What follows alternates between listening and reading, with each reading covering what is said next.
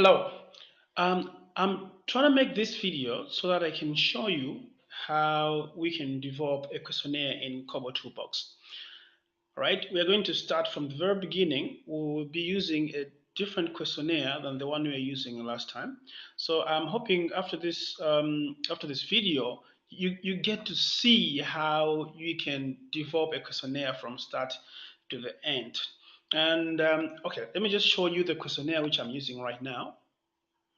Right, this is the questionnaire I'm using, and it's household profiling questionnaire, and I have attached it along with the email that I have sent to you, notifying you of this video and other information about the training as well. So this is a questionnaire. It's a simple questionnaire whereby it's just collecting. We're calling it household profiling because we're just collecting information about households. That's the whole idea here. All right. So what we want to do is we would like to get this questionnaire into Kobo Toolbox, and then we'll see how we can synchronize this questionnaire, or that is deploy it first, and then synchronize it with the ODK Collect mobile app, and then how we can collect data and how that data can be sent over to the server, that is to Kobo Toolbox. And I'm actually going to show you the connections of events, how things are coming from your questionnaire, paper questionnaire, or digital questionnaire in PDF or Microsoft Word, like I have here, to Kobo Toolbox to actually collecting data. Even if you have different teams that are collecting data, how you can actually bring all that together. So before I go to Kobo Toolbox here, I'm just going to go through this questionnaire, pointing out a few things that you need to understand from this questionnaire. All right. Typical questionnaires have a section that is basically trying to identify each of the data points or data units. In this case, our data unit is a household. Okay, your data unit could be a person, that is a respondent, or it could be a subject. For example, if you are doing experimental things, and your data point would be, let's say, a plant, if that's your subject. And in this case, our data point is a household. So this questionnaire is trying to collect information about households. Now, we would like to identify each of the households on its own. That's why we have this section up here called with identification items. You may have only one question there. For example, usually you just have questionnaire number or household number. But I decided that okay, let's have district, village, and household number. Okay, that's the section. And then we have section A. Section A, if you look at it, it says that this is a section A of household composition, and we are being told here to use the first row to record the details of the household head. Now, if you look at this question, household composition, you will see that, sorry, not this question, but this section of household composition, one thing you understand is that it is a roster. How do we know that this is a roster? It's because these are our questions. 1, 2, 3, 4, 5, 6. Here you have household member name. What is the relationship of this person to the household head? Is this person male or female? And then we have rows. We have rows where we would like to now enter our data. This is where we would want to enter our data. Now, the idea here is that for each, okay, for each of these rows, or each of these individuals, remember these are the individuals in the household. So for each of these individuals, we are collecting this information, or we are collecting these variables here. So these questions are repeating. So because all these questions are repeating for each of these people in the household, then this one is actually a roster. Remember that the data unit for this questionnaire is a household. We are asking about the household. But for this section now, we're not asking about the household. We're asking for each of the persons in the household. So since we may have more than one person in the household, so it means that these questions here are repeating for each of the people that we are going to record here. That's what makes this question or this section a roster. If you look at section B is household economic status. You just have these questions.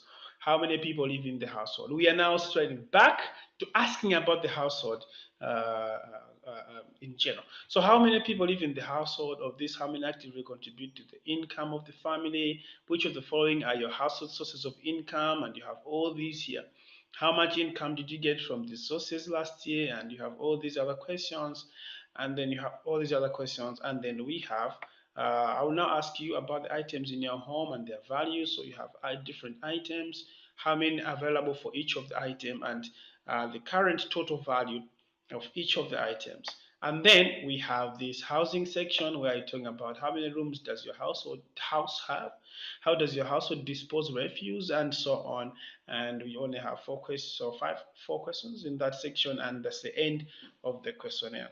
So what I'm going to do is, first of all, I'm going to start by creating the ID items and then continue that way. So let's start. The ID items, we have district, village, and household number. So I hop over to my Kobo Toolbox, to kobotoolbox.org. So I go to get started, okay? And then I click on sign up or login. So I click there. And then I have to log in. Those are my details. I click login.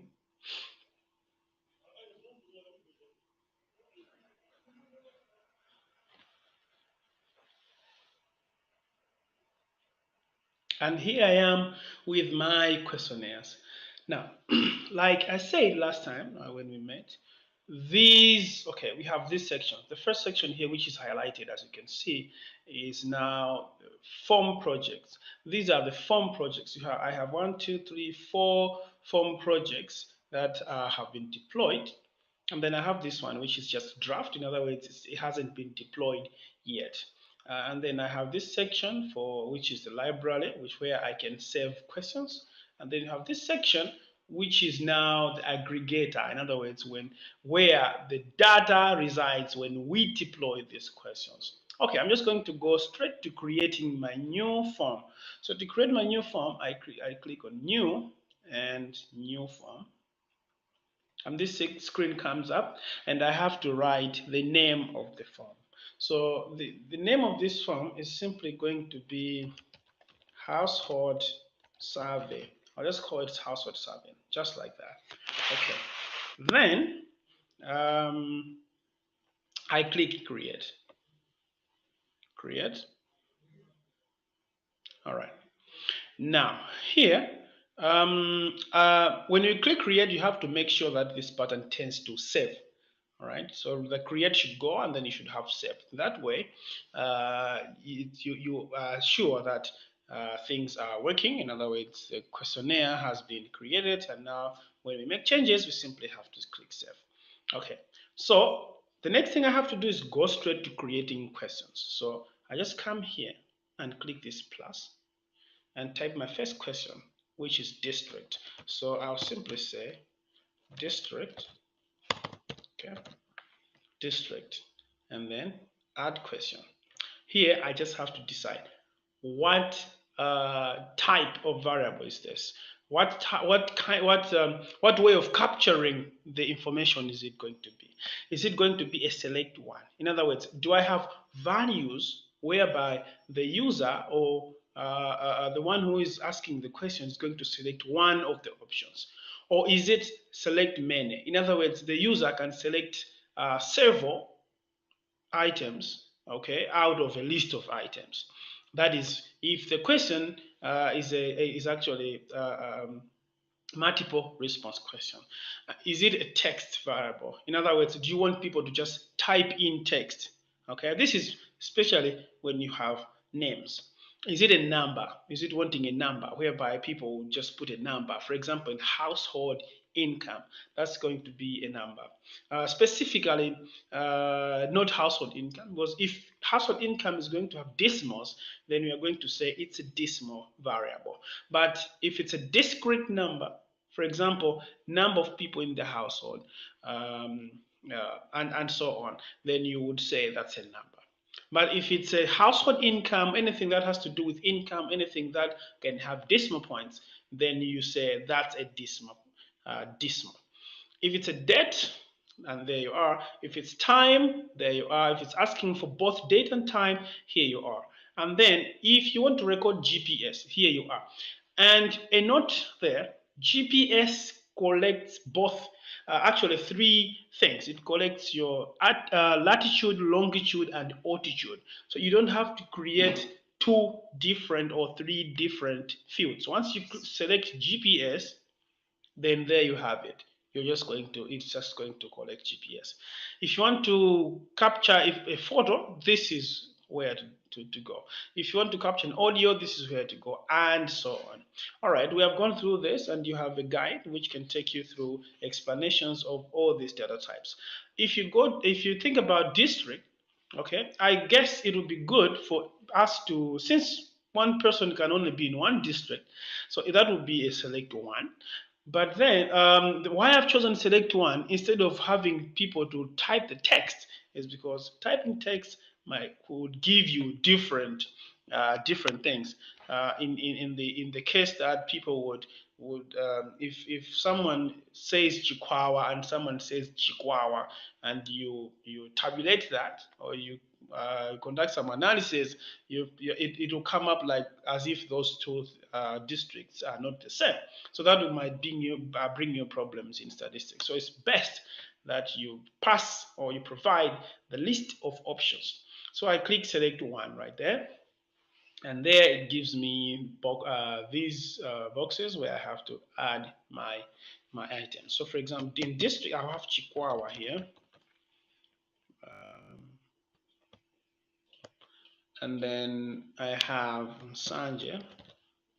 Okay, I have two here, so I can click to add more. So here, this one is going to be Mwanza.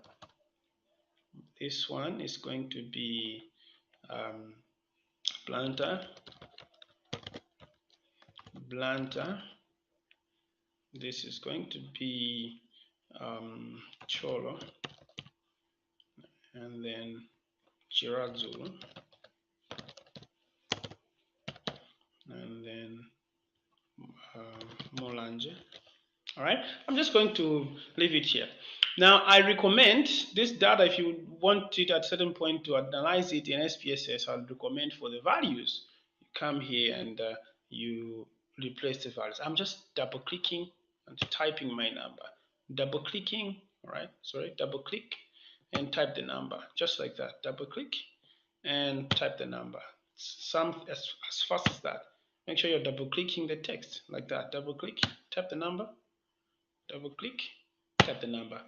Remember that this, if you click here, then you are adding another option. Don't make that mistake. This option, I'm just going to delete it like that. So we have here. Now that I've added one question, you see that this has filled in the whole space. So I can click this down arrow here, okay, this chevron, it's called a chevron, and then so that I can collapse this question like that. Now it takes not all of the space. All right, I could be saving as I'm moving to avoid any horrors. Okay, let's click the plus to go to the next question. And the next question is village. So I just type village. Click add question. For this one, I don't have the list of villages, so people just be typing the name of the villages, which means that is a name, and that is a what? The year. Great, that is actually text. So I click text, and text doesn't need any explanation. Thank you. The next one is household number. So I click the plus right here, and then I just type household number, and then click add question.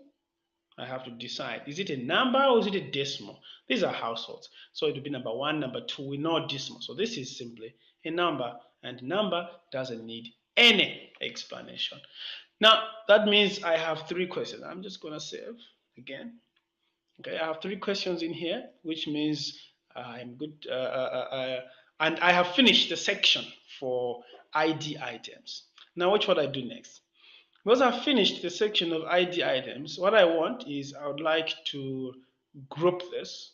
Okay, I would like to put these 3 into a group. So to group these 3 questions, it's just a matter of clicking the first one. When you're clicking, make sure that your cursor or your mouse pointer turns into a crosshair. A crosshair is a point 4-pointed arrow. So you have 4-pointed arrow like that. You click that, it will have a blue outline. Hit your control key on your keyboard and then click the next one. Please don't leave your control key and then click the next one. My control key is still down. You see? So all these 3 have been highlighted. So what I have to do is go on the toolbar here and click this icon. Can you see that icon? Yes, exactly. That's the icon. Create group with selected questions. All right. So I'm just going to click that, and all these questions are in one group. All I have to do is click where it says group and delete that. Okay. Remember. Okay. Anyway, let's continue. I've clicked there, and I would say identification items.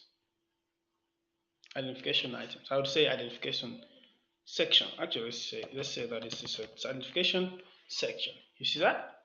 Pretty beautiful. Okay.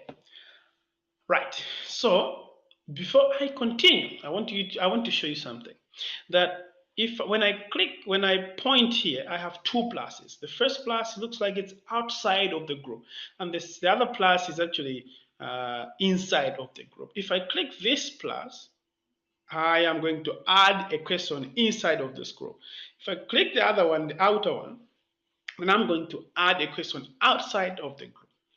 All right, let me show you. I want to add a question inside of the group. Actually, I want a GPS. So I'm going to click this one inside here, and I'll just call it GPS, just like that. And I'll say add question, and this is GPS. Done. You see? So now I have finished the first section, the identification section. What I would do is I'll come here where I have this chevron here for the group and collapse it. This saves me space. You see that? Great. Let's continue. So now I have to go to the next section. You see, I'm done with this first section here. So I'm just going to scroll over. So this one says household member name and so on. Okay, first, before I go there, you see we have this nice little information here, which says use the first row to record details of the household head. Okay, so I want to do that. So what I would do is I'll click to add a question like this. Okay, now this is not a question. This is just information that we are telling the person who is asking the question. So this is how it will go. I will just say, okay, the first occurrence should be the household head. You can put it any way you want. We're just trying to tell this person that the first person to be recorded in this group should be the household head. So what would that be? I don't know if you got it right, but it sure has to be a not. Remember, a not is not a question. It's just information that you are trying to provide to these people, to the person who is collecting the data. So I click on the not, done. First occurrence should be the household head, and this will just appear like just text, just instructions. All right. So I'm going to continue now. So the first question is household member name. So I click here and say household member name. I want to put this into a question. So let's say, what's the name of the next household member? Just like that. and then we add question. This is we're asking for a name. So what do you think would be the data type or the capture type? You got it right. It's actually text. So text needs no explanation. Done. That is done. The next question says, what is the relationship of this person? Remember, this is a roster. Okay, this is a roster. So what this means is that I'm recording this one. So I'll ask for the first one. Can you please give me a name of someone in the household? Okay, so it gives me Peter Pili. Now the next question, I'm saying what is the relationship of Peter Pili to the household head? So it could be self. Okay, it could be the himself or herself, or it could be any of other these other options. When I finish this row, I would come back. So the same question pops up. What is the name of the next person in the household? So it's okay, this is Martha P. All right. So what is the relationship of Martha P? Now Martha P to the household head. So this section here is going to be repeating. That's why it is a roster.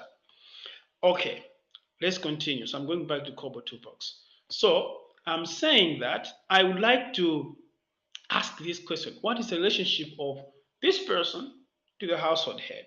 Now this is where we come with what we call the fields. All right, the label fields.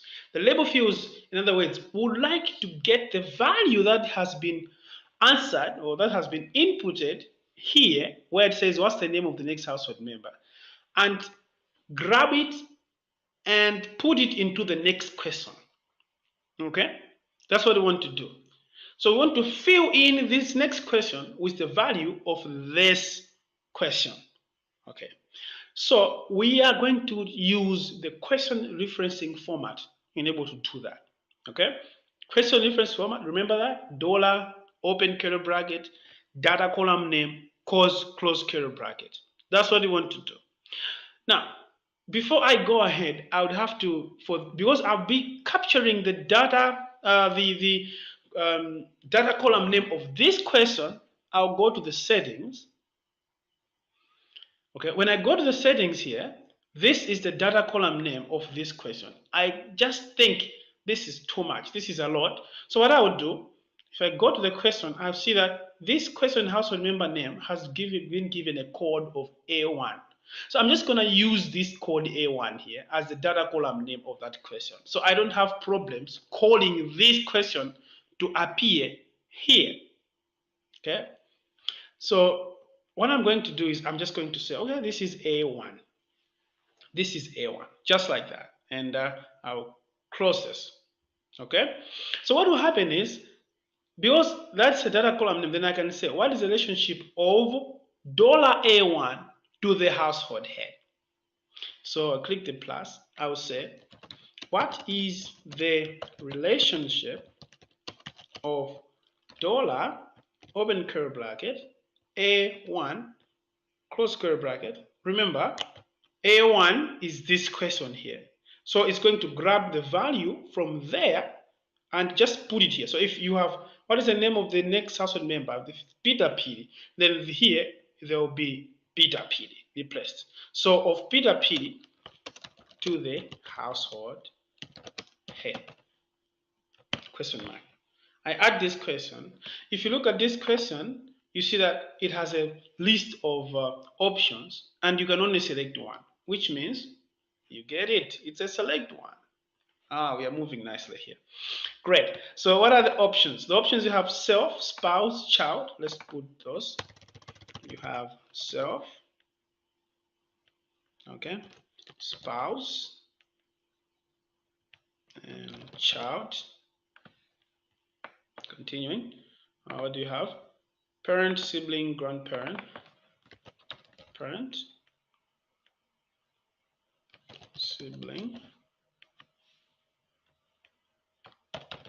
grandparent,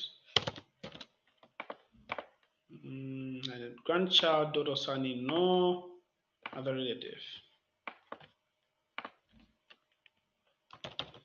grandchild, son/daughter in law, other relative, and then the last one is non-relative. Okay, so what are the values? Okay, 1 up to 10. So I'll just put in the values here. 1, double click, 2, double click, 3, double click, 4, and so on. You see how simple it is? This is so easy. I'm very sure you're going to get this. I'm very, very sure about that. All right, so now I'm done. Then I can just, just do that. And then I have saved space. So I continue. The next question is A3. Is name male or female?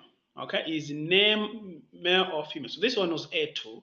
This is A3. Is name male or female? Or we are putting the same value from household member name, putting it here. So remember, this is A1. So I still say, is $A1 male or female? On the data entry, it will say, for example, if there's Peter Petey here, then it will say, is Peter Petey male or female? So I click this. Is this male or female? It's going to be what? No. It's not going to be multiple response. I don't think someone will be actually male and female at the same time. It will be select one. So is, I still get that. So dollar, open curly bracket, A1, close curly bracket, male or female, question mark. Add this. So like we have agreed. Oh my goodness. You see what happens? If you click that add and you click somewhere away, then it just goes. So I'm going to just do it again. Is $A1 male or female? Question mark. So I click to add, and before I do anything, I have to select the capture type. This is a select one. So what are the options? Male, female. This is 1. This is 2. If you think I'm fast, it's just you can just, this is a video, so you can bring it back and so on. So I'm just going to collapse it and save as I go. Remember, save, no horror, no left. Wrong 10. Okay, let's continue. The next question is date of birth. I'm not going to ask date of birth. I'm going to ask when was $A1 born? Okay, so when was $A1 born? That's the date. So I click to add the question, and what would be that? That would be date. Okay, because we want a date, so that will capture type will be date, no any other, description and whatsoever. Okay. Then the next question is $A1 married or not married? So let's do that. Married or not married, you cannot be both. No, you cannot be both. Contrary to popular opinion, you cannot be both. So is dollar first. $A1 married or not married? Not married. Question mark. So that is select one. We cannot be both. So select one. What are the options? The options are married, not married. And I give it 1 and 2 there, just like that. And I collapse it. I'm continuing. All right, next one. What was this person's, highest education attained? Okay, so I click the plus and I say, what was dollar? Remember, we're still calling the name A1. A1's highest education attained. Add question. So this is a what? If you look at this, you see that what was $A1's? There are a list of options where you can only select one. So what does that mean? That means it's a select one. Okay. So what are the options? Let's see. Underage, under H3, none.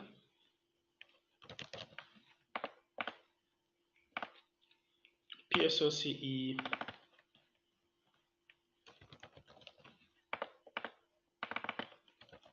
MSCE, college certificate, I guess.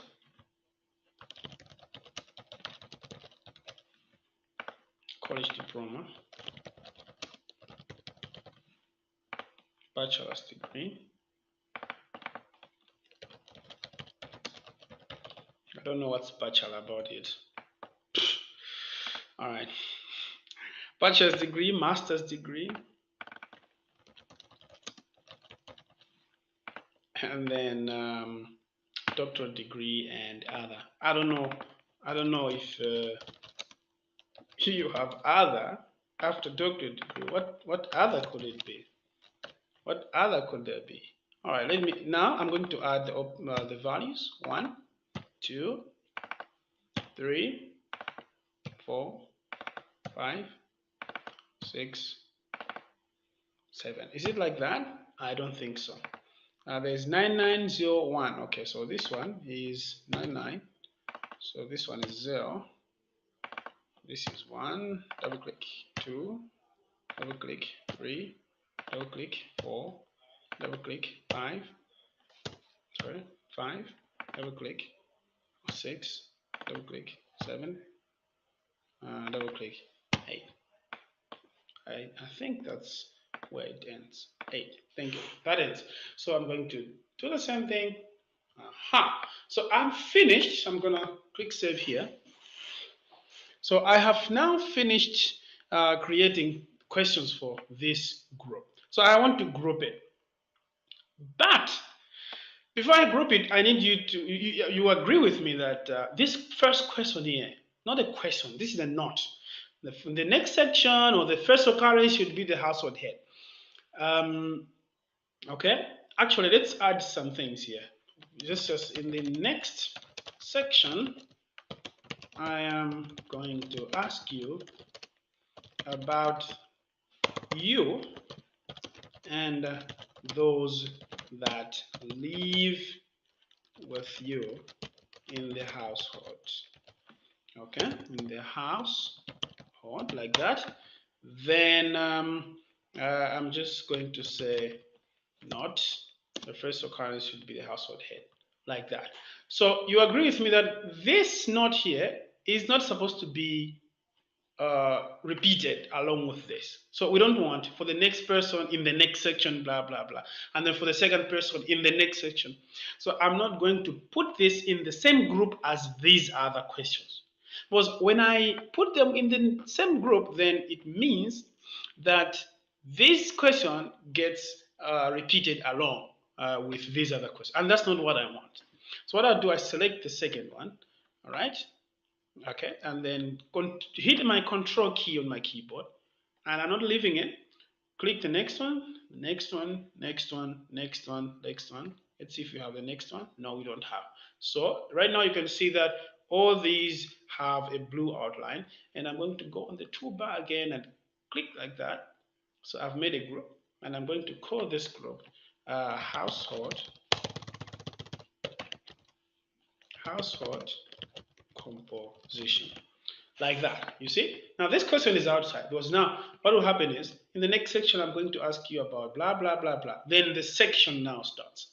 You see, so what I have to do now at this point, these are just one question, and it's not going to repeat. So I have to go to the settings of the group, here. Then I have the data column name of the section. I have appearance, but I also have here where it says repeat. So I'm just going to put a check mark so that this group repeats if necessary.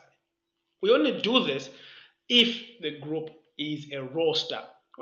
I think we have agreed on that. This is a roster. We have agreed on that. So we repeat it for as many times as we have people in the household. So it's going to be repeating. Nice. We have done that, so I can exit the settings and collapse the group and save. So my questionnaire is moving very perfectly right here. All right, let's continue. So the next section is household economic status. Household economic status. Okay, the first question says how many people live in the household. So let's continue. How many people live in the household? So I'm gonna click the plus, which is outside the group. So how many people live in the household, in this household? Question mark, add question. That's a what? That's a number. Thank you. Next question. Of this, how many actively contribute to the income of the family? To make matters easier, I'm just gonna copy this. Okay, so I'll click the plus and I'll paste. Okay, and I'll click add question. So of this number, how many? So this requires a number as well. So it's gonna be a number. That's it. Done. Next question. Which of the following are your household sources of income? I'm just gonna copy this. So I click the plus to add this question. I paste it and click add question. So this question, again, it says which of the following. If you look at the options clear, you see the salary from farm work, wages from piecework, sale of crops, okay? And sources of income, obviously, you would, okay, I get salary from farm work. I get wages from piecework. I sell crops. So I can actually put check marks on all this. This question is a multiple response question. So what is a multiple response question in ODK? It's a select many. So I put here select many, and my options are, let's go back, salary from farm work,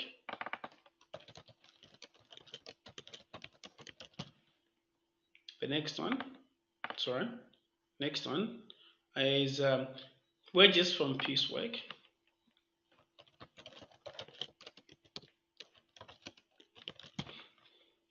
next one, sale of crops, next one, sale of livestock and livestock products,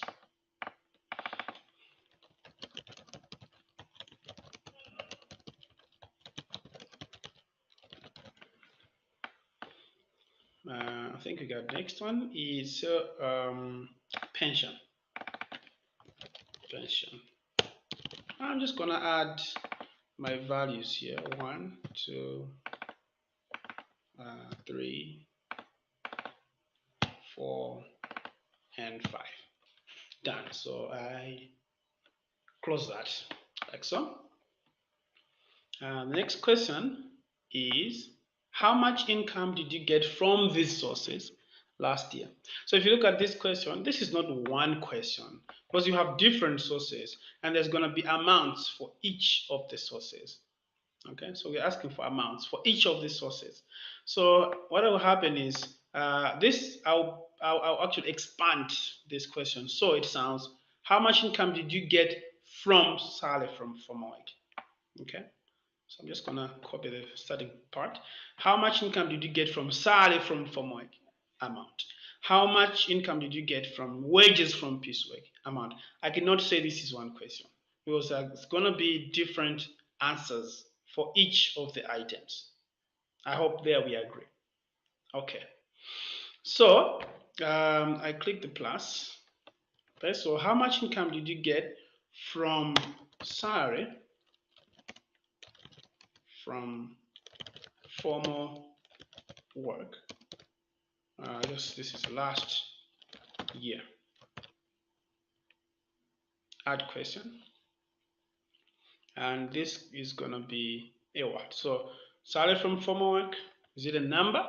What if you want to put decimal points? So let's make it decimal. So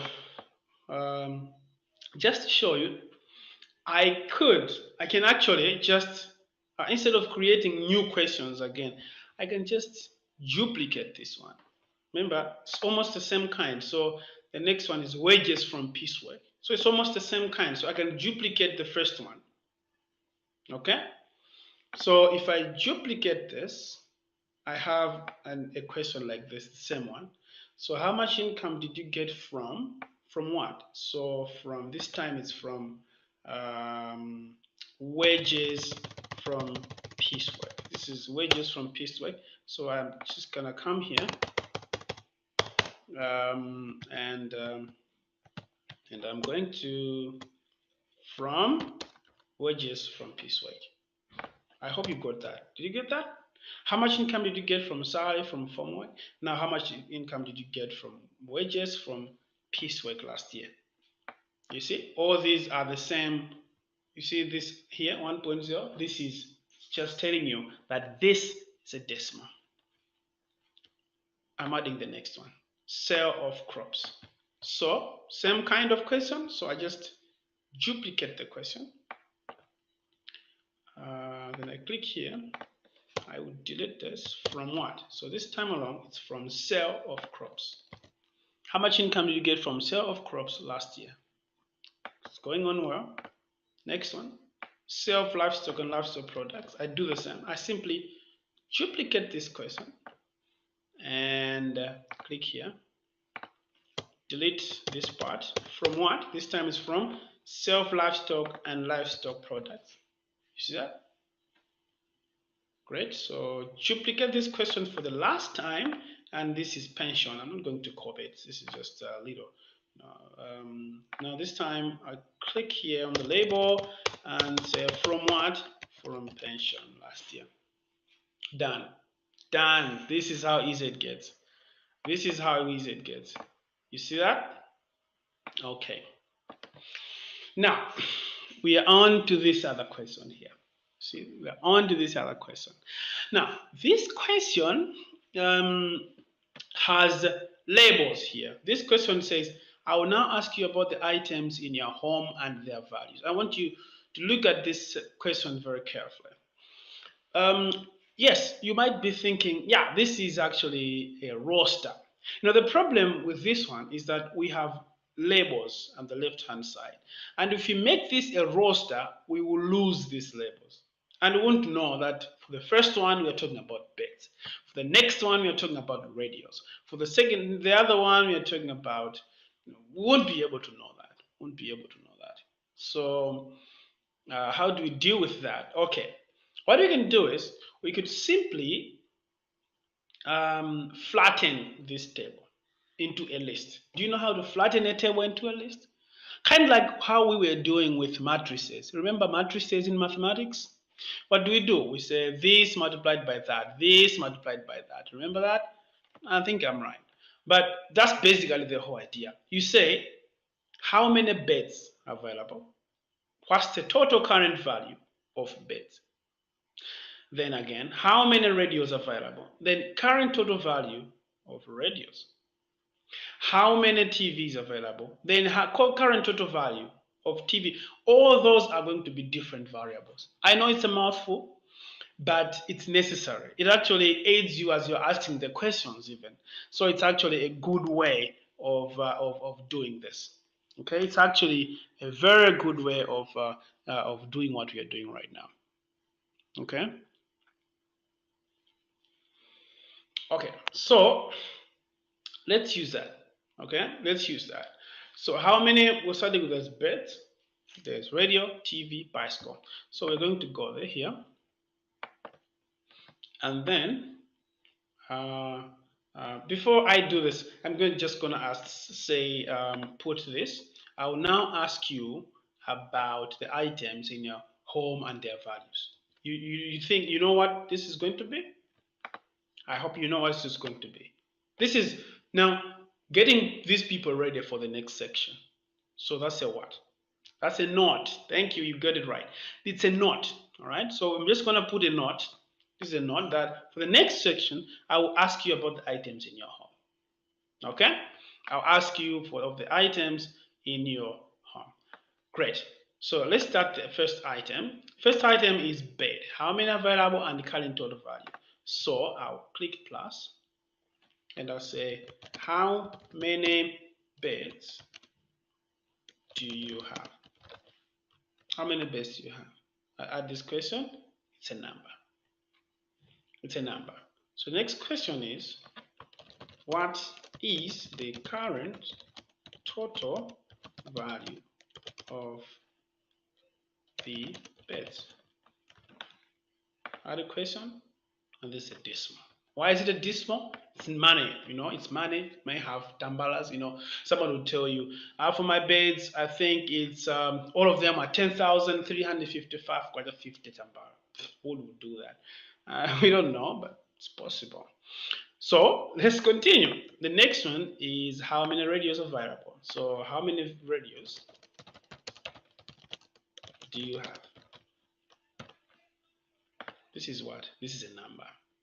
So the next question is, what is the current total value of the radios? And this is a what? This is a decimal now. It's money. It's money. It's the value of money. I hope we are together here at this point. I'm continuing. TV. Okay. How many TVs do you own? Other question. And this is a number. Okay. Then I say, what is the current total value of the TVs? Question mark. Add a question, and I say that this is a what? This is a decimal because this is money. Continue. Next one is bicycle. How many bicycles do you own? All right, and that's a number. So we go to the value question. So what is the current total value of all the bicycles? Okay, I have problems typing bicycles most of the times. Bicycle. Okay, that's decimal. Continue. Ox cart, right? So how many ox carts do you own? Obviously, you would first of all ask, do you have any ox carts? But what you would record is how many. So this is number. The next one is, what is the current total value of the ox carts? And that's a decimal because this is money. We are making good progress. Tables. I'm making good progress. Tables. How many tables do you own? That's a number. And then, what is the current total value of all the tables? I know I'm quick, okay, but this is a video. You can stop me anytime. You can go back, rewind me anytime you want. You can slow motion me. It's up to you. So what the current total value for the table? That's decimal. And the last one is chairs. So how many chairs do you own? Question mark. Add question, and that's a number. That's a number. How many chairs? But for the next one, what is the current total value of all the chairs? You see? Add question, and that's decimal. We have done good. If you go to the questionnaire, you see that that section ends right there. Before I continue, I save. But what do? I group. Perfect. You got it right. I group this. So starting with the first one, Control key, click the next one, the next one, the next one, the next one. I'm just gonna scroll a bit. I have more questions in here. So I continue, and I scroll, continue. I still haven't left my control key. I'm still on my control key. As I am clicking all this. Oh my goodness, I have lost it. All right, so I'll start from the bottom. Okay, I'll start from there. This is what happens when you have a lot of questions in the section. It's you might actually find yourself clicking away from the group, and that escapes your selection and you have to start over. But it's all good, don't worry, it's all good. You lose a few seconds. That's fine, that's pretty fine. And then I've selected all, so I can go here and group. Okay, let's look at the label for that section. That section was coined household economic status. So I'll come on the group, select the group label and say household economic status. We are doing good. And then what's next? Yeah, we have to do like that. So collapse the group to save space. Are we together at this point? I hope we are together. We are moving at the same space, with the same pace at this point. Okay. Okay. Don't be worried, but I'm very sure that once you practice this as we are moving, take it bite size. Take the first section, understand it, and then move to the next one. I hope we are together at this point, and it's actually working. Okay. So let's continue. All right, so we are finishing up. We're finishing up. The next section, we are starting with how many rooms does your house have? Okay, so anyway, before I go there, I'm just going to add a note again. So I'm just going to say in the next questions, in the next set of questions, I would like to find out information concerning this housing unit of yours. Question mark. So, no question mark. Sorry, no question mark.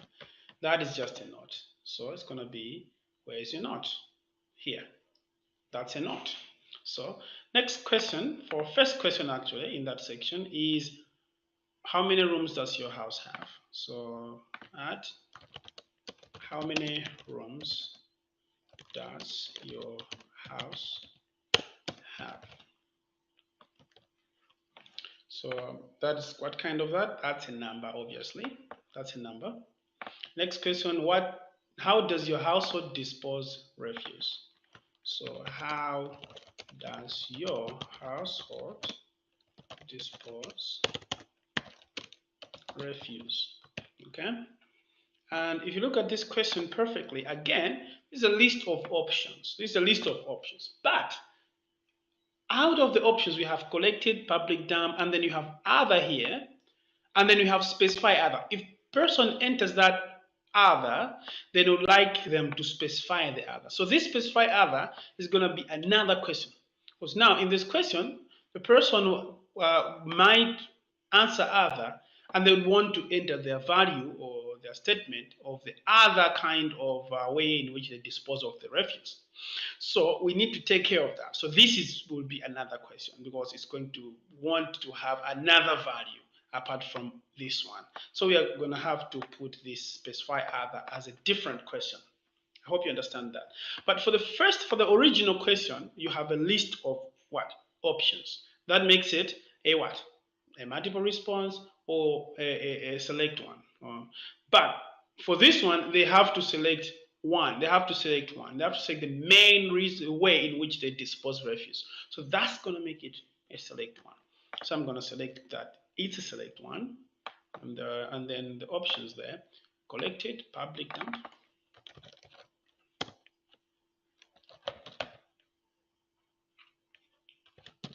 public dump, and then you have dumped elsewhere.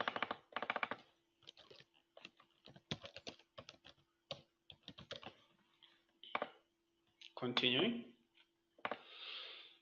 Okay, burned by household. I think the simplest way, we just gonna be copying and pasting. Buried by household. Is that fast? I don't know. Let's see. Buried by household. Then we have other. Other.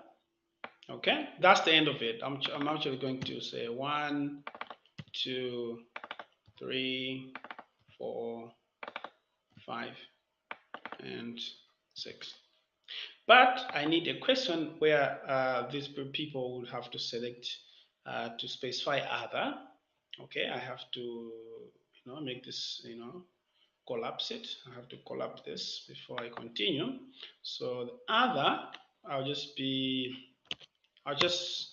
like this. I'll say other. Okay. Refuse. Okay, I'll just say specify other refuse disposal, just like that. Refuse disposal. Specify other refuse disposal. Add question. This is obviously text because we're gonna now want them to add the text because we don't know the value, so they have to add it on their own text. So the next question is what type of toilet is used by your household? I'll just copy this, and it also has specify if other. So let's do that. So what type of toilet? Add question. It's a select one. It's a select one, and the options are flush toilet, Petra drain. So flush toilet, Petra drain, pan or bucket. Do people actually use this? Oh my goodness. Pan or bucket, and public toilet. Okay, public toilet. We have used this. And then toilet in another house. Okay. Toilet in another house. Wow. No toilet facility. Okay, so there's a bush or beach. Okay. I'm not going to say any comment about this one. So then we have other.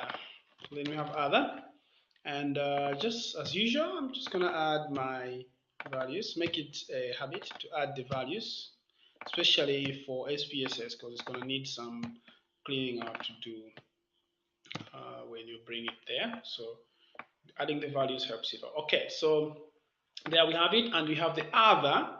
So what I would do is I'll just duplicate this question, this other question. Then I'm going to click, drag it down to reorder it, to arrange it. So can I drag down, please? Drag down. I can't drag it down. Okay, I think the best way is take this one and put it on the middle. There, I've reordered it. Have I? No. Reordering is a pain, but I think if I drop it there, it works. It has worked. I only have to change this label and say that type, okay, for this one is type of toilet.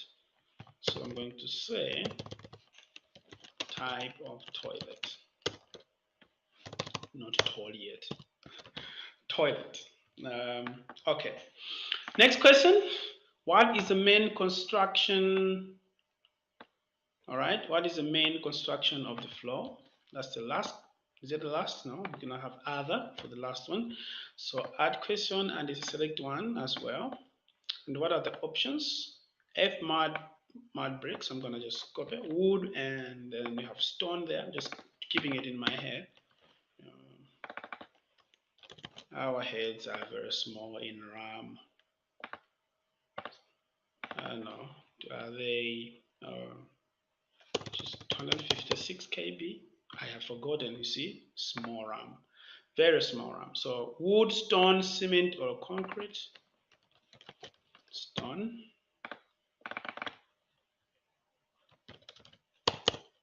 Cement / concrete. And the next one is burnt bricks and vinyl tiles. Burnt bricks.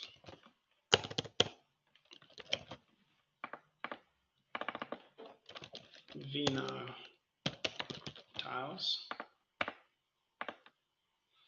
Ceramic marble. I'm just going to copy this. This is a mouthful. Terrazzo other. So There we got it, and then we have terrazzo, and then we have other. And again, I'm just gonna, before I go, I'm just gonna have to put my values in. So 1, 2.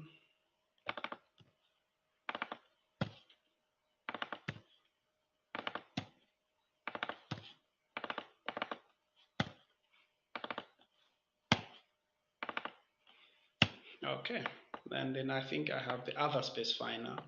I'm just gonna do the same thing. I hope this one went, but I just have to do this first, and then I'm going to duplicate this question, and I'll take this, put it above that question. Ordered, yes. So I have this one, specify other. I just have to edit this. It's not type of toilet. This is construction, floor construction material. Done. So I save this. As it's saving, I'm going to create a group again. So this time I'm just going to do the same thing. Create a group. So select this, go to the toolbar, click there, and there I have it. I have done the same thing. I have left the note outside the group. I know I'm not going to repeat this question. This is not a roster. I'm not going to repeat this question. If you see this, it just looks like a table here, but it's not a roster, because this is just a question and these are responses. Okay, it's the same thing even if I just remove the table thing here, but it's not a roster. So I'm not going to actually say that repeat, but I just want to keep this outside of the group. So that section is called housing. So I'm just going to call this the same way, housing. Save. At this point, we can say that we have finished. Okay, I'm stretching myself right now. Okay, so we have finished creating the questions. All right, we've finished creating the questions, and the next thing we have to do is now look at skips and consistency checks. Are we ready for that? Let's look at the question in detail first. Sorry, not question, but the questionnaire in detail. Let's start from the beginning. So wherever we find consistency checks, we're going to put them before we go to the next one. So district, village, household number, no. Okay, but let's think about this household composition table. All right, let's move together with me. What is the relationship of the name to the household head? Is this person male or female? What is the date of birth? Okay, is this person married or not married? What was this person's highest education attained? Okay, now you see that we have date of birth, and then we have, is this person married or not married? Basically, I would say if this person say is less than 16 years of age, 16 is much older. But let's say if this person is 12 years of age, we don't want to ask that question. This is a household composition. So it means we're going to have a lot of children here. Um, Say you have a kid who is just 3 months old.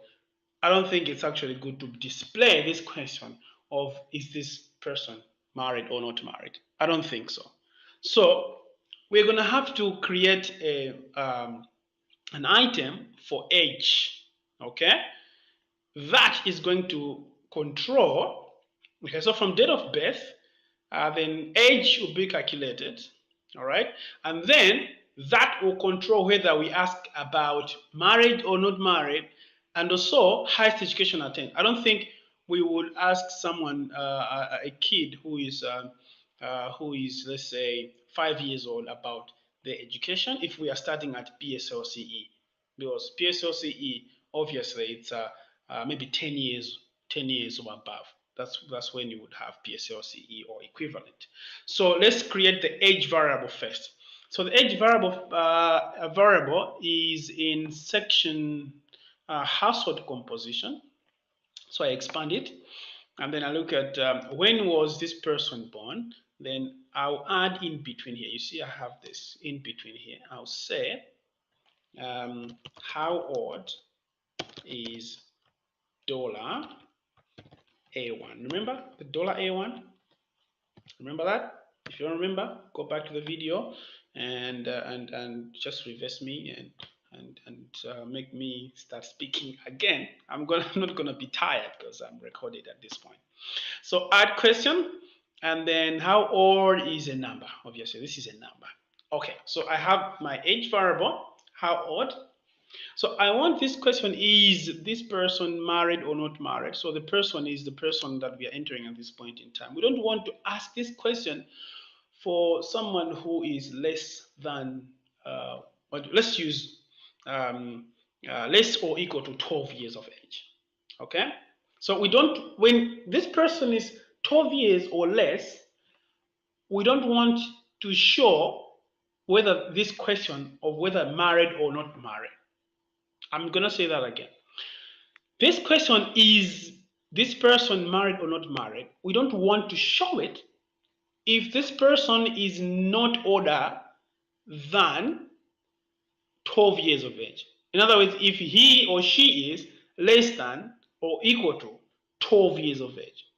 So what I'll do is, because we are saying this question should only appear when this condition is met, then I'm going to go to that question in the settings, okay, and then in the skip logic, and then I'm going to add a condition. This condition controls whether this question appears or not. So I'm going to click this, okay? So it says this question will only be displayed if the following conditions apply. That's what we want to do. We only want this question to appear when one condition is met. And what's the condition? If this person is more than 12 years of age. If this person is more than 12 years of age, that's when this question appears. So I'll say, okay, we want this question to appear. So I scroll down so that I can see this age variable here. When the question of how old says is greater than 12.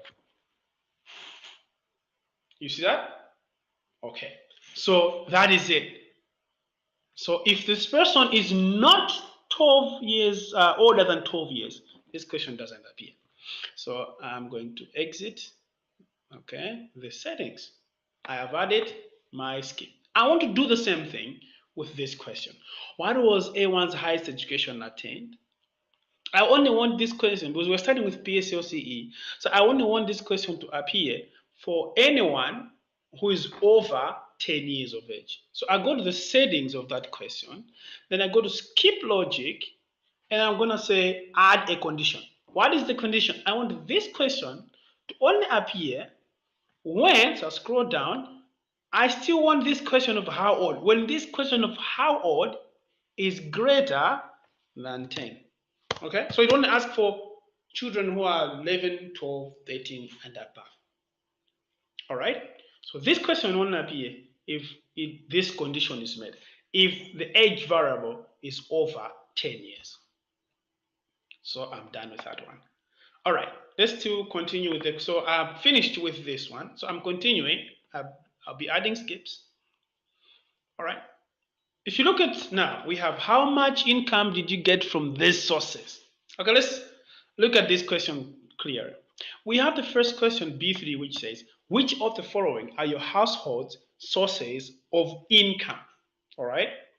So if someone says salary from formal work is their source of income, that's the only time we want to show the question about the amount of salary they have got. If they did not select salary from formal work, I don't think we need to show them the question of how much money they received from as salary. I hope you agree. Great. So we are in agreement. So let's continue. So that question is in household economic status. So I'm going to expand that section. Then I come here and say, okay, we have how many people live in this household, and then we have how much, which of the following are your household source of income? This is the question. But how much income did you get from salary? This is the question I want to control, whether it should appear or not appear. So I go to the settings of that question. You see, how much income did you get from salary from formal work? Then I'll say skip logic. So I want this question to only appear when The last question, which is which of the following are your household source of income, has salary selected.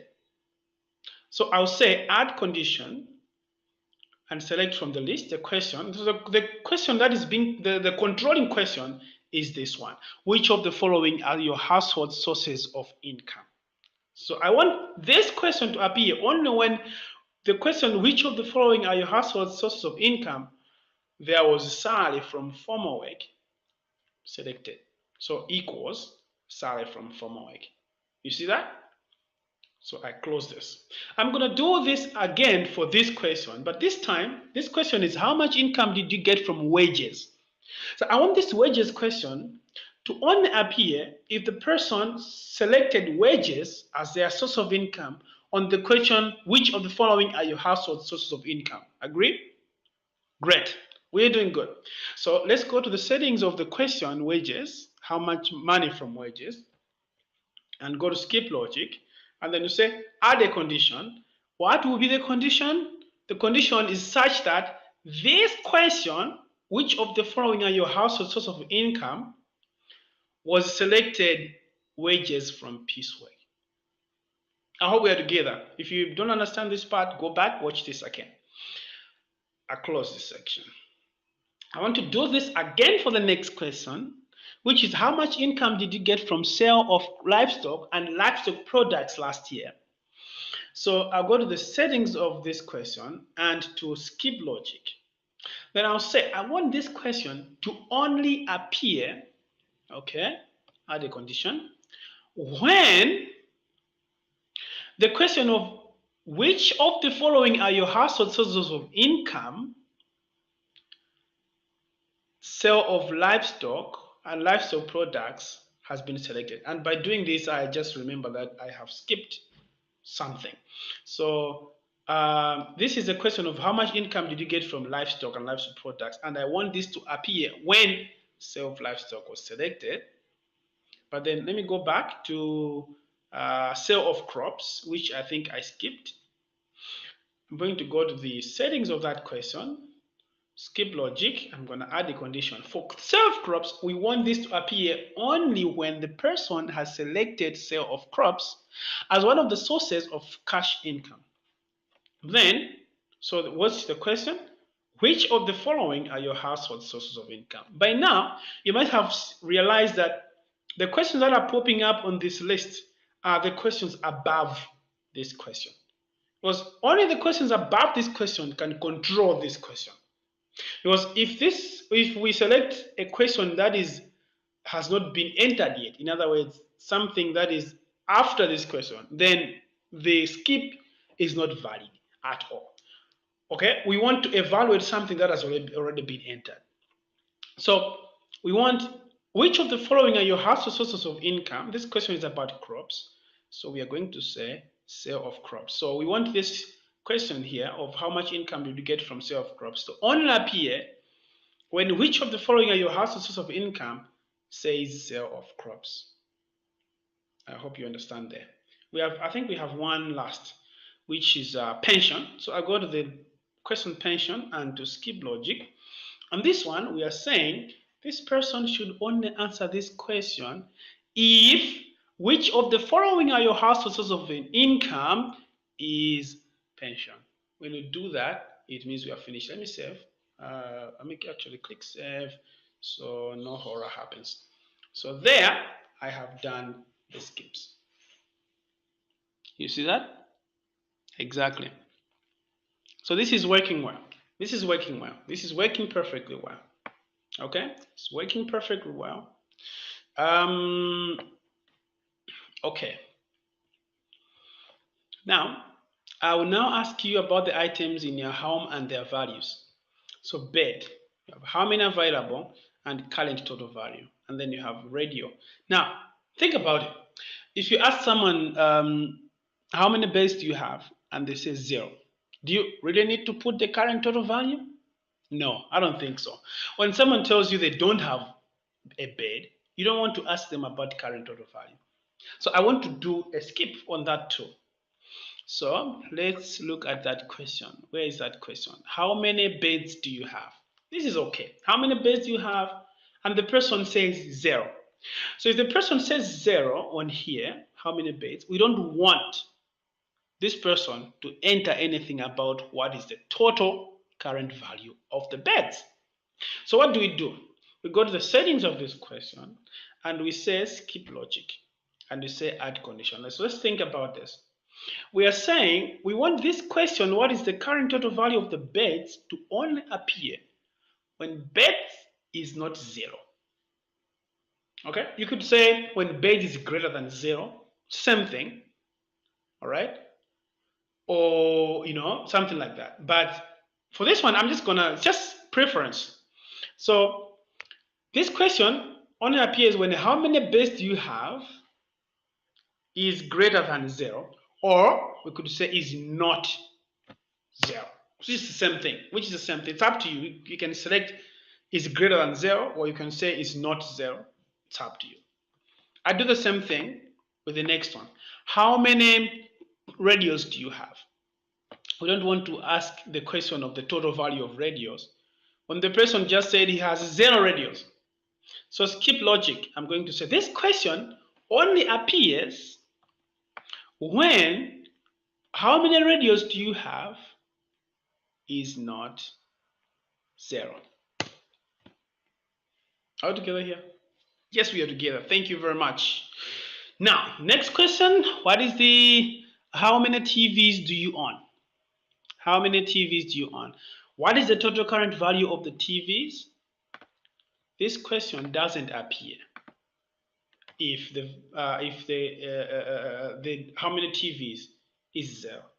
So we say this question is only going to appear if the question of how many TVs do you own is not 0. So if it's not 0, then it's going to appear anything but not 0. Okay. So how many bicycles? What is the total current value of bicycles? So I go the same way, skip logic, add the condition, and I'll say this question only appears, this question only appears if the question of how many bicycles do you own is not 0. I hope we are moving together pretty well. Ox carts. What is the total current value of ox carts? Skip logic, add a condition. What is the total current value of ox carts only appears if how many ox carts do you own is not 0. All right. Same thing with the next one. Chairs. No. Tables. What's the total current value of tables? This question of tables, of current total value of tables, does not appear. Sorry, it appears only when how many tables do you own? It only appears when how many tables you own is not 0. If it's not 0, then it will appear. If it's 0, no, it doesn't appear. How many chairs? Then total current value of chairs. I do the same thing. Skip logic. This question appears only when the last question, which is how many chairs do you own, is not 0. Done. And I'm just going to save this. You see? We are doing good. We are doing perfectly good here. I'm going to do the last skips, which is how many, here, how does your household dispose refuse? And we're talking about questions of other. We have these options right here for this one, for this question. How does your household dispose refuse? And we have collected, public dump, dumped elsewhere, burnt by household, buried by household, and other. So when the person selects collected, we don't want them to put specify other. We only want them to put specify other if they say that they haven't found any on this list and it's actually other. Okay, I hope you understand that part. So specify other only appears if this question was other selected. So let's do that. So this question is in housing. Perfectly fine. So we have this other question may appear or may not appear. At what conditions? So we go to the settings, then it says skip logic, and we say add condition. So this question of other refuse disposal only appears if the last question, which is how does your household dispose refuse, other was selected. So equals other. So if it's equals other, that's when this question appears. If it's not other, then it doesn't need to appear. Close that. So this is how you do skips. The next one is specify other type of toilet. So I'm going to do the same thing, go to the settings, and I'm going to say skip logic, add a condition. So this question of other types of toilet appear only when the type of toilet is other. So when the person says other, that's when this question of now what other, tell us, and then that's when it is going to appear. And the last one is actually floor construction material, other floor construction material there. So I go to skip logic, add a condition, and say the condition is such that this thing or this question appears only when what is the main construction of the floor is other. Done. Close the settings, save. You see? So within a short period of time, I have finished dealing with skips and creating the questionnaire. Done. I just want to do one last thing. Just give me some moment. Just one last thing. I'd like to talk about. Okay, I'm just gonna do consistencies. I'm just gonna do consistency, and I have two consistencies I have to look at.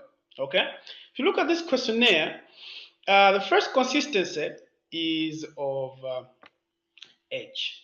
We have put, okay, there's no age variable here, but we have put age. Okay, we just want to make sure that age does not, the person does not input anything over 110 years old. Okay, 110 years in age, and that question is under household composition. So how old is $A1? So we want to make sure that we don't have errors whereby this person enters a huge number like over 110. I'm just putting 110 as my cut point. So how old is A1? I'll go to the settings and we say, okay, for this one, the skip logic goes as follows. No, it's not a skip logic. It's not a skip logic. It's validation. We would like to validate this question. How do we say that this question is valid? How do we say that this question is valid? We want this question to only be valid, so we're going to say add condition. So the response for this question is only going to be valid if it is less than, okay, less than or equal to 110. This is the science. If someone is over 110 years old, then this the age is not valid. I don't think we have anyone who is over 110 years of age.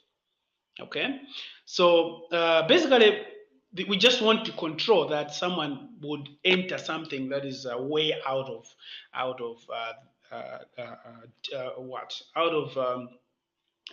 age, okay, out of the ages that we normally have.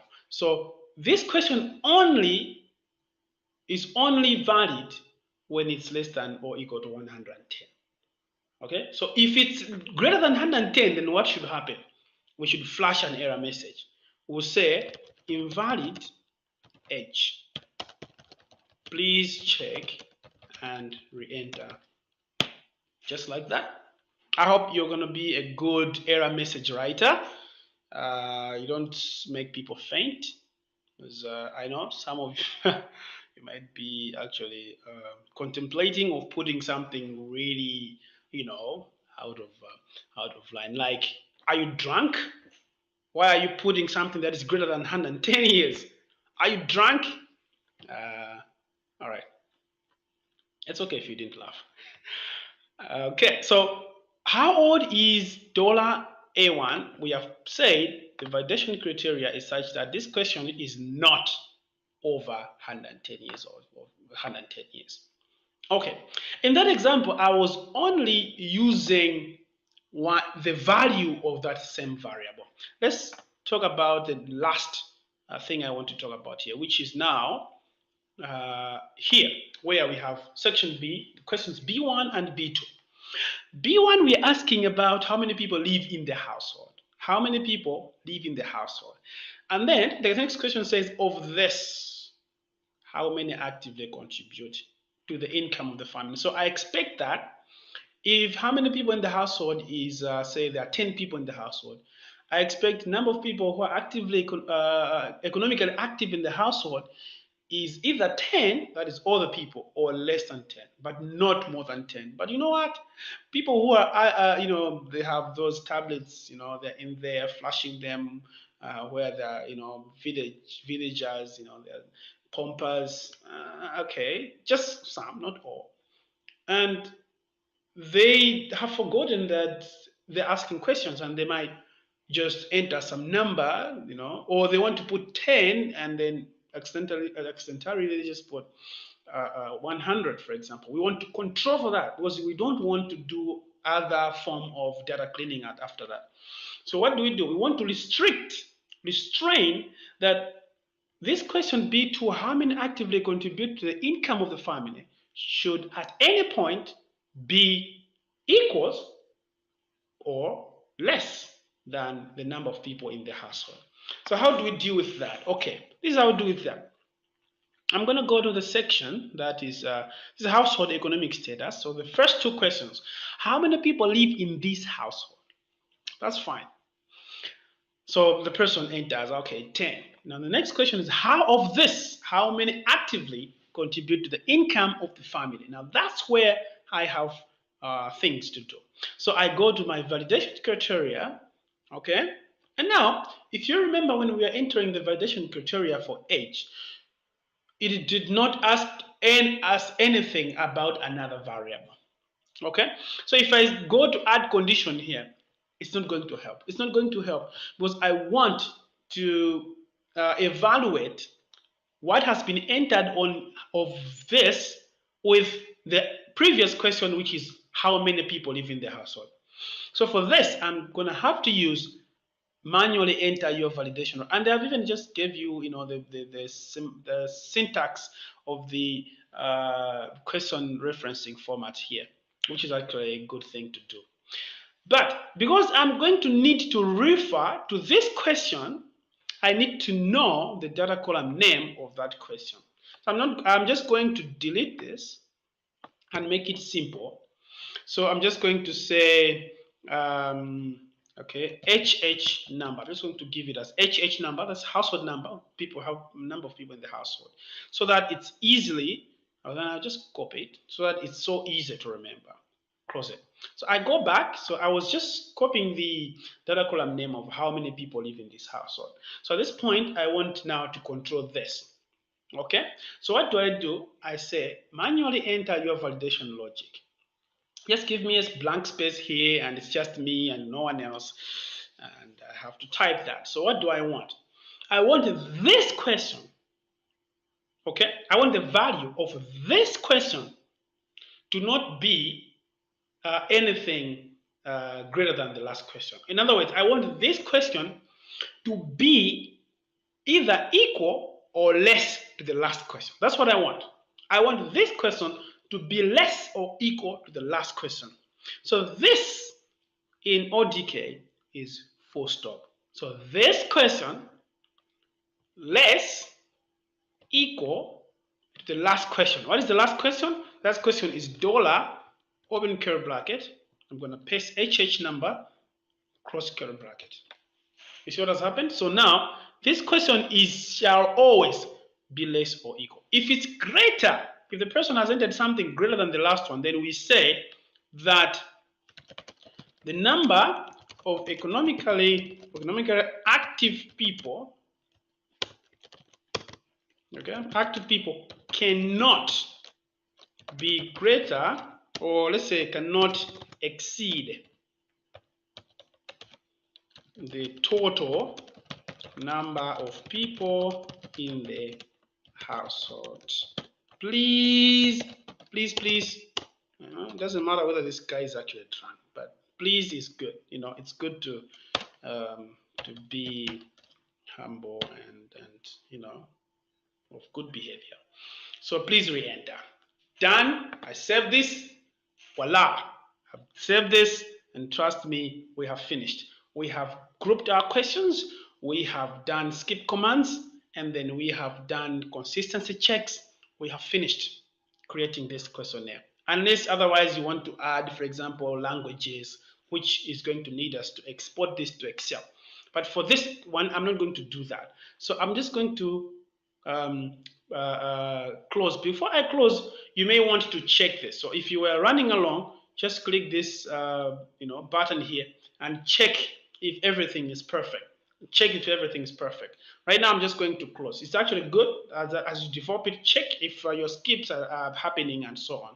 I'm just going to close this because now I have finished developing my form.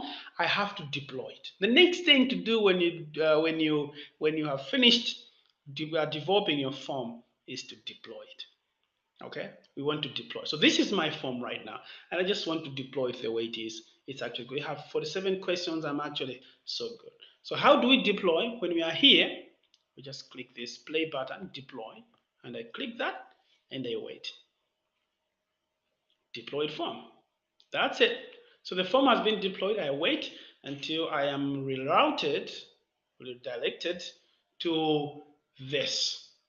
Now this is the aggregator where the data is going to be. So I have 0 submissions, as you can see here. I have 0 submissions. Okay, 0 submissions. That means I haven't entered anything.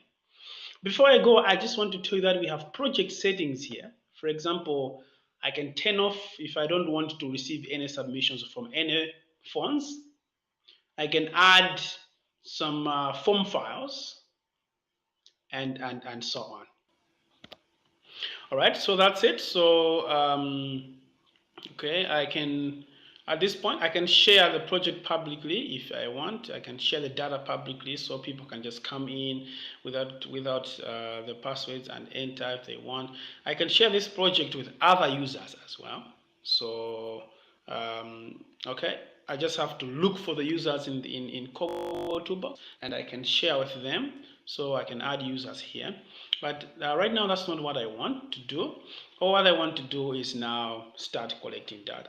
So let's hop over to our phone. So now we can talk about, we can see how we can enter the data. So right now, I'm outside of my office. You cannot see me, but I'm actually outside of my office.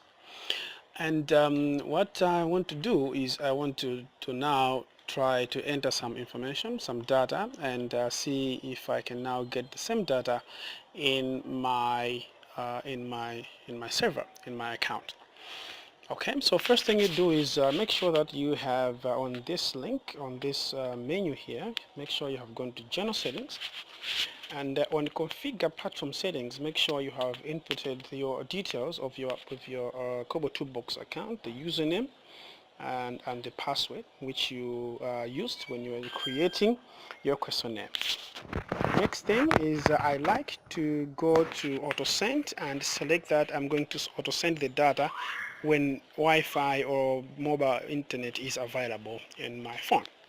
And lastly, when in navigation, I like to make sure that I use swipes and buttons both.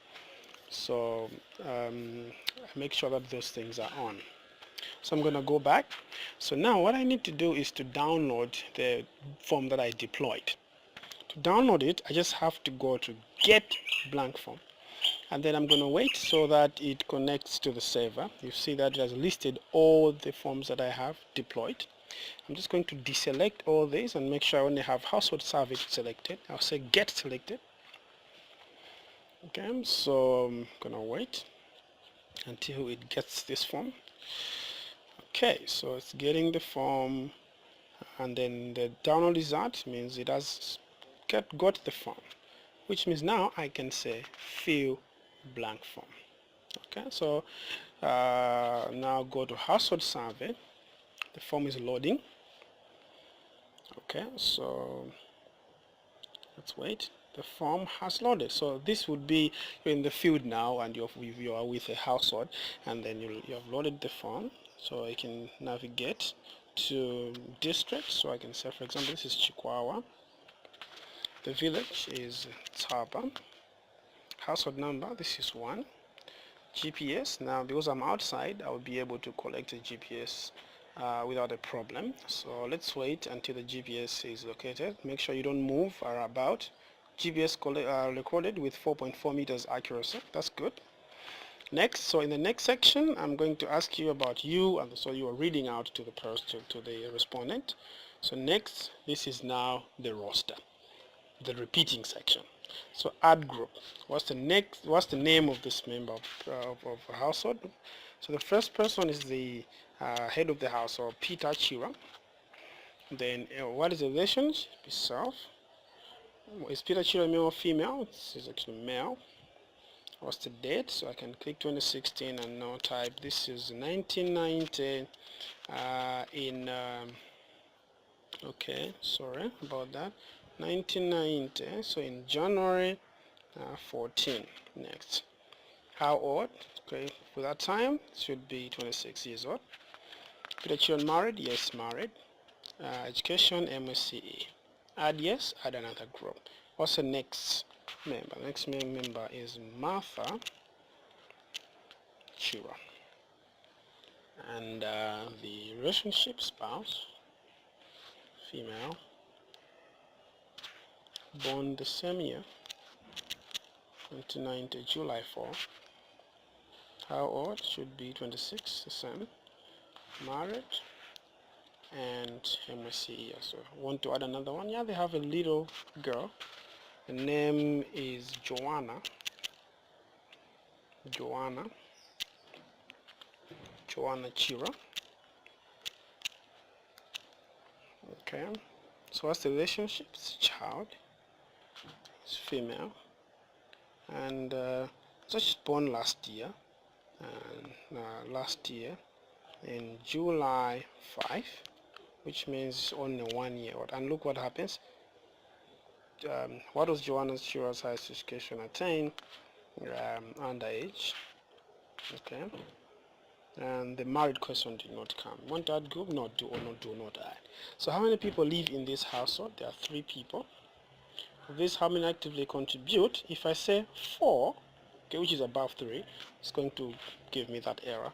So I only have to say 2 because these are the economically active people. So 2. So this question, remember, it's the question where we have a skip. So these people only get salary from farmer work and sale of crops. And watch what happens. If I go next, how much income did you get from salary? 456,000. How much income did you get from sale of crops? It's 258,000, you see, and the other ones have been skipped. I'll now ask you about items in your household and their values. Next, how many beds? They have 1 bed with the value of 35,000, and they have 1 radio at a value of 25,000. Okay, but they don't have a TV, so that's 0. So it's not going to ask me the next question of what? Of value. So it's just asking me of how many bicycles you own. They don't have a bicycle. So the next happens, how many ox carts? They don't have an ox cart. How many tables? They have 1 table, which is valued at 12,000. And next, how many chairs? They have 4 chairs at a value of 12,000. So the next set of questions, this is the not, if you remember. I would like to find out information concerning this housing unit. So how many rooms does it have? It has 5 rooms. How does your household dispose refuse? They have a public dump. Type of toilet, so it's pit latrine. And what is the main construction? So let's say we don't have things. You might have seen that the last questions, it was not asking me about the other because we have put a skip there. So if I select other, this one, for example, let's say it's bamboo, then next it's going to ask me about other, so I can say bamboo for this one. Then at the end of the survey, I can actually click save, form, and exit. And what's going to happen is I have sent finalized form, but it has just gone. Why? Auto send. It has been auto sent. It's gone. Okay, now I'm here on the window of the aggregator. Okay, so what I would do is I refresh. I'll refresh and see if I have my submissions already. You see that I have 3. I don't have 3, actually I should have 4 submissions. You see that? I have 4 submissions. So what I would do is, for example, I can view this data in a table. I can view this data in a table. So this is my data. You see that? All these questions. Which of the following are your household source of income? How much income did you get from what? How much income did you get from what is the total current value of what? This is my data. I'm just going to return to the household survey. Okay. I can analyze this data right away. And this is very powerful. This is very powerful. As you can see already, it has created tables and it's actually creating graphs. So you see this?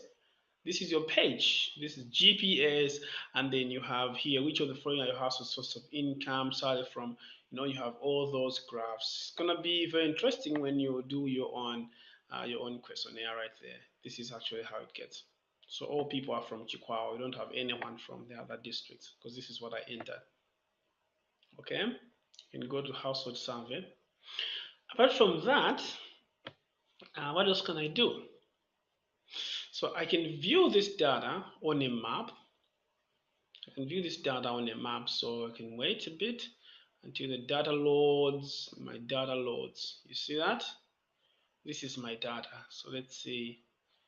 Let's wait until the map, the base map, appears. Okay, I think I'm experiencing low internet connection. Okay, I'm experiencing low internet connection. I'm not able to get the map, but try it and you actually see that you have a base map there and your points appearing on the map. It's very interesting. It's very, very interesting. Exactly. Now that's what I'm talking about, except I don't think it has loaded perfectly. I can change the map by just going here. Let's say I want a Google. Okay, we can say, let's say Google satellite. Let's select a Google satellite map. Beautiful. You see? So if I, you know, if you see here, this is it. This is the Rilongo River, and this is the ADD. This is where my office is. I just stood outside. Remember, I told you I'm outside my office. This is my office right here. This here is actually the car park. So my office is situated right here. You just go around the car park, and then this is the building where my office is, and then this is the road. Okay, the road going outside.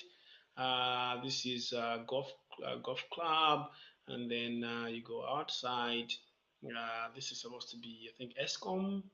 Okay, and then on. Oh, no. Anyway, this is not what we're talking about. Then this is a new building that is being built right there, and you have the roundabout going right there. Okay, and the analysis is nice. You can do the analysis nicely here, as you can see. But I have just 4 points of data. It won't be that interesting. Okay, so let's go back. Other thing is we can now download the data. So exporting the data, I just download. I'll select advanced downloads. Say advanced downloads. This is the fastest I have seen and the beta one. Don't worry about the settings, just hit download. And what will happen is it will create this household survey, and then I can say open with Excel. I just want to open directly. So it downloads and then Excel opens up. Now I want you to see that we have the data. Okay, we have the data. And I've selected that I want the labels, not the values. Okay, if you want to bring it into SPSS, you would want to select values, not labels, so that you don't have values, but rather you have labels. So if you go here, you see that this is actually my data right here. If you have a lot of it, it's going to be very interesting stuff. If you have a lot of data, you can see there, oh, these are my data. Nicely there. I don't have another way of explaining it. This is brilliant. Thank you. So that's it for this lesson, and thank you very much. See you next weekend. If you are watching this after we have finished the training, then please keep on practicing. Thank you.